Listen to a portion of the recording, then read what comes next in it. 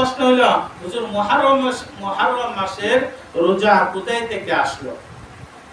হুজুর আকরাম সাল্লাল্লাহু আলাইহি ওয়াসাল্লাম যখন মক্কা থেকে হিজরত করে মদিনায় গেলেন, মক্কা থেকে হিজরত করে কোথায় গেলেন? মদিনায়। আওয়াজ করে বলেন, কোথায় গেলেন?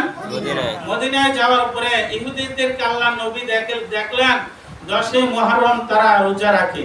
আল্লাহর নবী ইহুদিদেরকে জিজ্ঞাসা করলেন, 10 মুহররম তোমরা কেন রোজা রাখো? তখন ইহুদিরা বলল যে এই দিন আল্লাহ তাআলা মুসা আলাইহিস সালাম বনি ইসরাইলের জন্য সমুদ্রের ভিতর দিয়া রাস্তা তৈরি করে দিয়েছেন। আর মুসা আলাইহিস সালাম বনি ইসরাইল ওই রাস্তা দিয়া পার হইয়া নদীর অপর প্রান্তে চলে গেছে, আর ফেরাউন তার দল বল নিয়া ওই সমুদ্রের ভিতরে ধ্বংস হয়ে গেছে।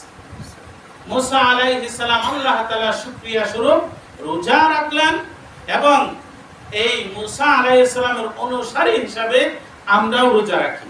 তখন আল্লাহর নবী বলেন যে নাহনু আহাক্কু বি মুসা মিনকুম, যে আমরা তো তোমাদের চাইতে মুসাকে অধিক আমরা অনুসরণ করে থাকি। ফাসামাহু, আল্লাহর নবী নিজে রোজা রাখলেন, ওয়া আমারা বিসিয়ামিহি, সাহাবায়ে কেরামকে আদেশ করলেন সাহাবীরা তোমরাও রোজা রাখো।